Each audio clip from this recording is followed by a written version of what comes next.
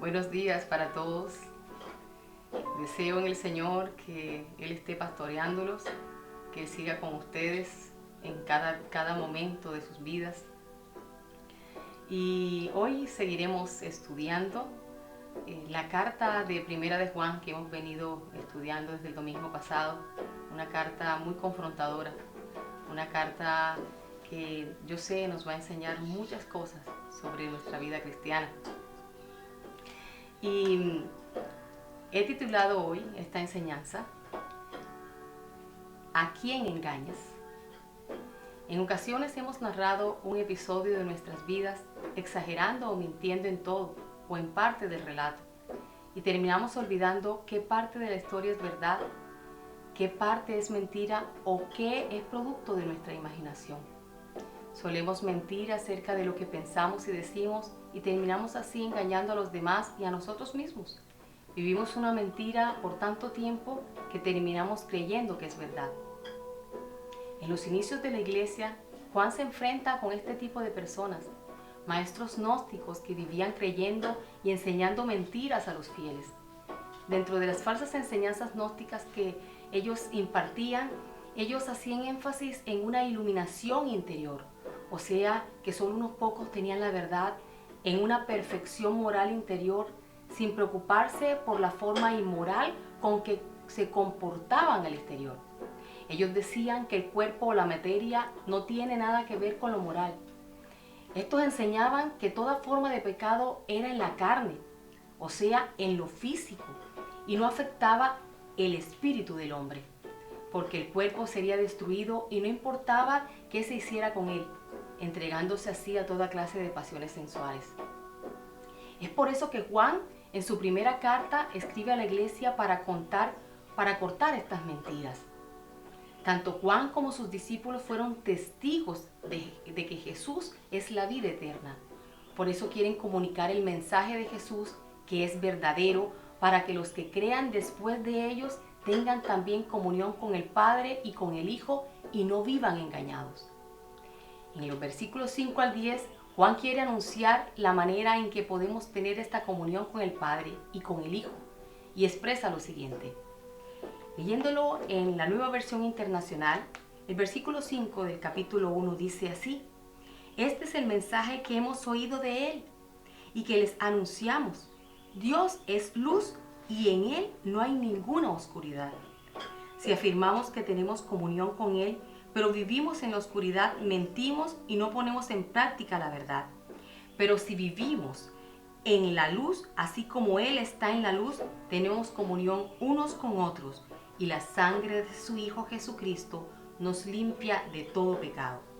Si afirmamos que no tenemos pecado, nos engañamos a nosotros mismos y no tenemos la verdad.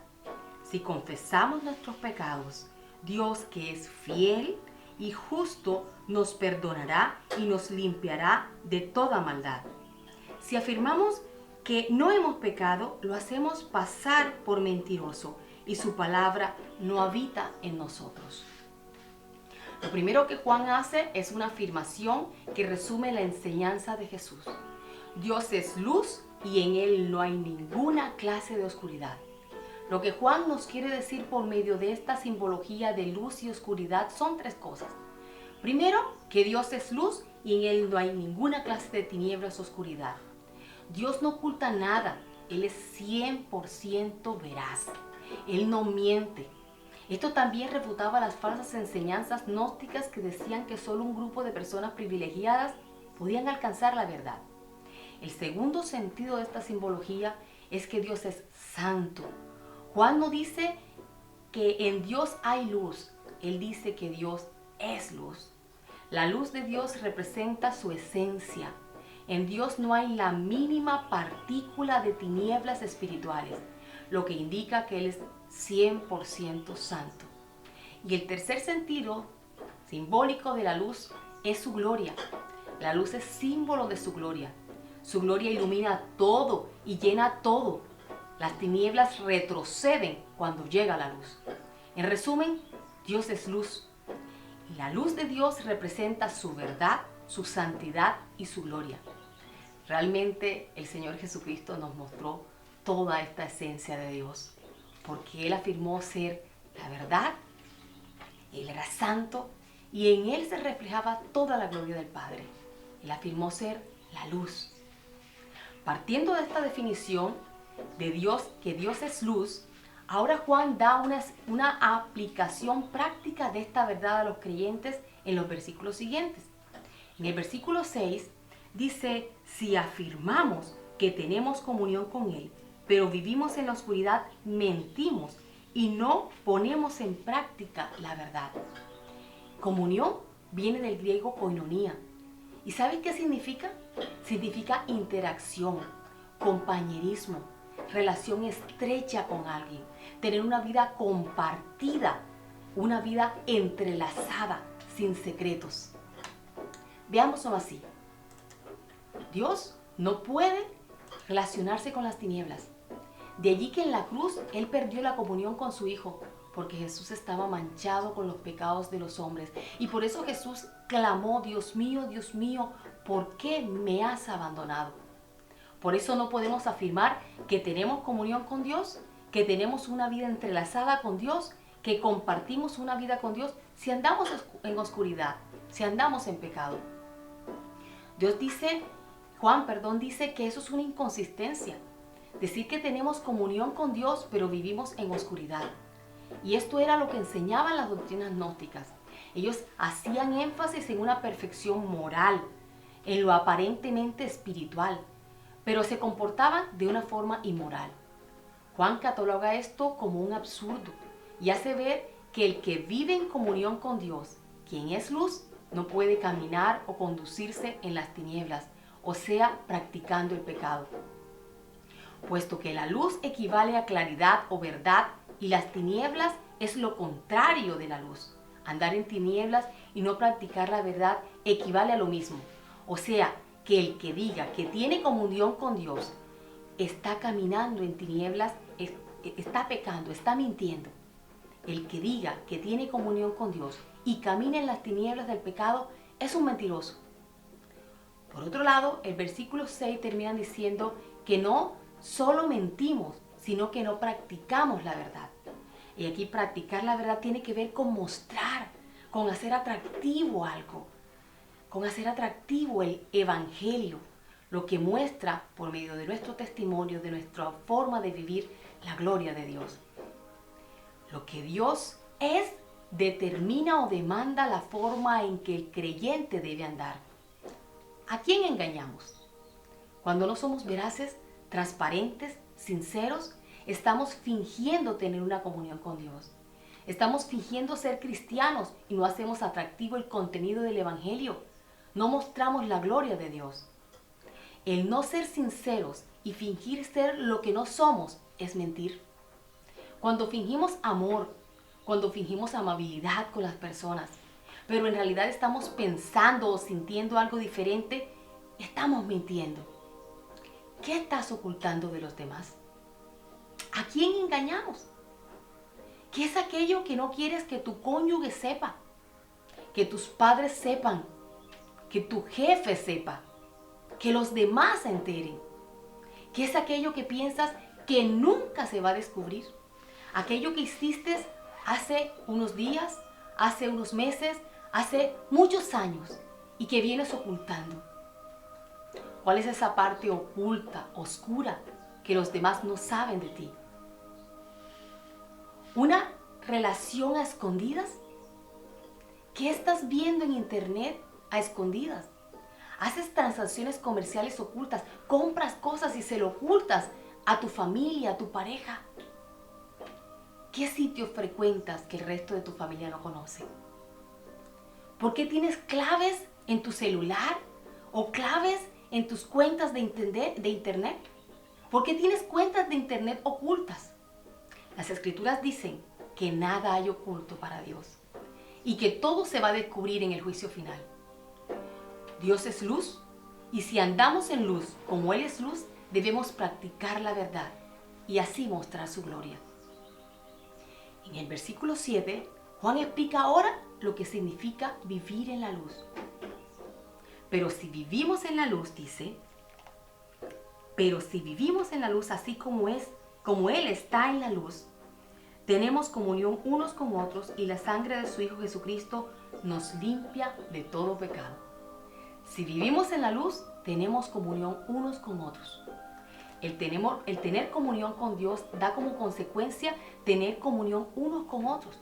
La relación vertical con el Señor nos dará una relación horizontal correcta con los demás. En Hechos se muestra un ejemplo de comunión. La iglesia primitiva es el mejor ejemplo de comunión. Entre ellos habían algunos que tenían necesidades, así que tenían todas las cosas en común. Vendían lo que tenían y compartían con el que no tenía. Compartían las comidas, se reunían para orar y compartían las enseñanzas de los apóstoles. Entre ellos no había secretos, no habían mentiras. Lo sucedido con Ananías y Zafías, ¿recuerdan? Una pareja que mintió en cuanto al valor de su propiedad vendida y a quienes Dios les quitó la vida. Esto fue una enseñanza que la iglesia jamás olvidaría. ¿A quién engañamos? Comunión unos con otros, no solo quedarte después del culto a hablar con los hermanos, no solo salir a comer con los hermanos, no solo reunirme con los hermanos a festejar una fecha especial. Todo eso hace parte de la comunión, pero el significado, según la palabra koinonía, es tener una vida compartida, una vida entrelazada. Tu vida es mi vida y mi vida es tuya. Entre nosotros no hay secretos ni falsedades, no hay áreas ocultas. En estos tiempos de cuarentena es cuando podemos comprobar si en verdad tenemos comunión unos con otros. ¿Es tu vida mi vida y la mía es la tuya? ¿Sabes quiénes de las personas de tu iglesia o comunidad están pasando escasez? ¿Te has motivado a compartir lo poco o lo mucho que tienes? ¿Sabes quién está pasando por una enfermedad en medio de tu iglesia, en medio de la comunidad? ¿Quién está pasando por una crisis familiar con el esposo, con la esposa, con los hijos? ¿Eres sincero? Cuando te relacionas con los demás, tus pensamientos y emociones son consecuentes con tus palabras. Te pregunto también, ¿extrañas poder congregarte en forma presencial como lo hacíamos antes de la cuarentena? En la actualidad nos está tocando usar esta tecnología por no poder congregarnos. Y esto nos ha llevado a no tener contacto físico como lo teníamos antes. Pero a veces nos sentimos tan cómodos así que no sentimos el deseo de congregarnos, el deseo de relacionarnos con los demás. Y preferimos ver una enseñanza por YouTube y no ir a la iglesia y no compartir con los demás, porque eso no queremos compartir nuestra vida con nadie. ¿Estás usando la tecnología para comunicarte con los demás? O como alguien dijo, en esta era de las comunicaciones estamos más incomunicados que antes. Si andamos en luz como Él es luz, tendremos comunión con Él y con los demás. Ahora, el versículo 7 termina diciendo, pero si andamos en luz como Él está en luz, tenemos comunión unos con otros. Y termina, y la sangre de Jesucristo, su Hijo, nos limpia de todo pecado. Aquí surge una pregunta. ¿Cómo es que si caminamos en luz podemos tener pecado que necesita perdón y limpieza? ¿Acaso el pecado no es tinieblas? Aquí la palabra vivimos también se traduce como andamos o caminamos. Lo que Juan quiere decir aquí es, Dios está en luz. Él no va camino a la luz. Él ya está en la luz. Él ya es verdadero, ya Él es santo. Pero nosotros vamos caminando hacia Él, que es luz. Caminar en la luz no significa que no vamos a pecar. Se trata de una conducta y por lo tanto de una práctica. Pero esto no nos exonera de la vieja naturaleza que tenemos, ni las debilidades que tenemos. No nos exonera de ser débiles. El apóstol Juan nos dice que Dios mediante el sacrificio de Jesucristo nos limpia. Y no de algunos pecados, sino de todos los pecados.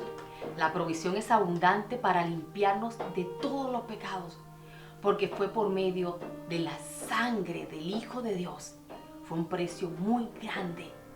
O sea, que todos los pecados pueden ser limpios por medio de la sangre de Jesús. Pero en los versículos 8 y 9 nos dice que para que esta limpieza pueda ser aplicada en nuestras vidas, se demanda de nosotros una acción. Es necesario que nos pongamos de acuerdo con Dios. Dice así el versículo 8. Si afirmamos que no tenemos pecado, nos engañamos a nosotros mismos y no tenemos la verdad. Versículo 9. Si confesamos nuestros pecados, Dios, que es fiel y justo, nos perdonará y nos limpiará de toda maldad. ¿Pero qué significa eso? ¿En qué debemos ponernos de acuerdo con Dios? Amós 3:3 dice, ¿andarán dos juntos si no andan de acuerdo? No podemos andar con Dios si no estamos de acuerdo con Él. Juan Carlos Reilly, en su libro acerca de la santidad, lo define así. Santidad es el hábito de ponernos de acuerdo con Dios. Es amar lo que Él ama y odiar lo que Dios odia. Esto es estar de acuerdo con Dios, amando lo que Él ama y odiando lo que Él odia. Entonces, si nos ponemos de acuerdo con Dios, arrepintiéndonos, como dice el versículo 8, Dios, que es fiel y justo, nos los perdonará y nos limpiará de toda maldad. ¿Es fiel por qué? Porque Dios es digno de confianza. Él es confiable para que tú y yo podamos confesarle lo oculto que tenemos, lo vergonzoso de nuestras vidas. Y es justo porque Dios es justo cuando nos justifica, cuando justifica nuestros pecados, cuando creemos en Jesús. Porque Él mira la obediencia de Jesús en su sacrificio y no la desobediencia de nuestros pecados. Cuando nos acercamos a Él y nos ponemos de acuerdo con Él, reconociendo nuestro pecado, estamos caminando hacia Dios, quien es luz. Y la luz disipa la oscuridad de nuestros pecados, o sea, que los limpia. Martin Lloyd-Jones define lo que es caminar en la luz. Son personas, dice él, que buscan a Dios. Los que caminan en la luz son personas que buscan a Dios. Ellos anhelan conocer más a Dios. Están preocupados por el honor y la gloria de Dios. Ansiosos de complacer a Dios en todo. Ellos viven preocupados con ser santos. Ellos anhelan obedecer a Dios. Ellos se percatan que por muchos años estuvieron viviendo de manera antagónica, contraria en relación a Dios, en un sentido contrario al camino de Dios. Entonces, el arrepentimiento es un cambio de dirección. Ya no camino hacia el pecado, ahora camino en la misma dirección que Dios camina. Ahora camino hacia la luz y lo hago sin temor, porque Él es fiel, Él es confiable y Él es justo y me justificará. Pero cuando nosotros no admitimos nuestros pecados, no estamos caminando en la luz, sino que nos alejamos de la luz para que nuestros pecados no sean revelados. Juan lo dice en su Evangelio en el capítulo 3, versículo 20 y 21. Todos los que hacen el mal odian la luz y se niegan a acercarse a ella, porque temen que sus pecados queden descubiertos. Pero los que hacen lo correcto se acercan a la luz para que otros puedan ver que están haciendo lo que Dios quiere. ¿A quién engañamos? Es una necedad pensar que podemos engañar a Dios ocultando nuestros pecados. Él lo ve todo, Él lo sabe todo. Pero para su perdón requiere que nos arrepintamos y confesemos nuestras faltas. Proverbio 28:13 dice que si nosotros ocultamos nuestros pecados, no nos irá bien. Pero si los confesamos y nos apartamos de ellos, seremos perdonados. Y el salmista también lo dice en el Salmo 32, versículo 1 y 2. Él dice que son afortunados aquellos a quienes el Señor perdona, porque no mintieron en cuanto a sus pecados. Ahora Él es fiel y justo para perdonarte y limpiarte. Pero el día final, Él ya no será fiel y justo, sino que ya no podemos expresarle nuestros pecados con la confianza que ahora tenemos, porque en ese momento Él será el juez y te juzgará con justicia. ¿Qué está martillando hoy en tu conciencia? ¿Sabes Si no lo sacas a la luz, algún día se sabrá. Debes ser honesto con Dios y con los demás para que puedas andar en luz. Si andamos en luz como Él es luz, tendremos comunión con Él y con los demás. Y recibiremos perdón de nuestros pecados. Queda un último versículo, el versículo 10, que dice: si afirmamos que no hemos pecado, lo hacemos pasar por mentiroso y su palabra no habita en nosotros. Dios ha dicho en su palabra: no hay justo ni uno solo. O sea, que todos somos pecadores. ¿A quién engañas? Si después de ser confrontados con la palabra no admitimos el pecado, es como estar afirmando que no hemos pecado y estamos tratando a Dios de mentiroso. Estamos diciendo que lo que su palabra dice sobre nosotros es una mentira, lo cual es mucho más grave que engañarnos a nosotros mismos o engañar a los demás. Ofendemos a Dios al tratarlo de mentiroso, porque Él es luz, Él es verdadero y santo. ¿A quién engañas? ¿Te estás engañando a ti mismo? ¿Estás engañando a los demás? ¿O pretendes engañar a Dios y hacerlo pasar por mentiroso?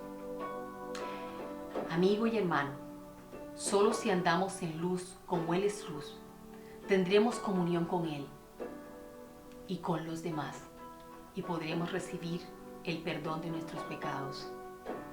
Espero que esta palabra te haya confrontado como lo hizo con mi vida y que podamos vivir como Él en luz, que podamos andar en luz como Él es luz, que podamos tener comunión con Él, tener el mismo sentido, caminar hacia el mismo lado, poder amar lo que Él ama, poder odiar lo que Él odia, y que podamos tener comunión con los demás, siendo sinceros, honestos, francos, veraces, transparentes, porque solo así podemos tener el perdón de nuestros pecados al confesarlo a Él y, si es necesario, confesarlo a aquellos a los cuales estamos mintiendo, estamos agraviando.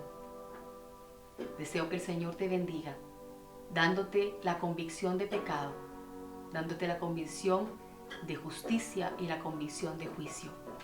Que Dios te bendiga.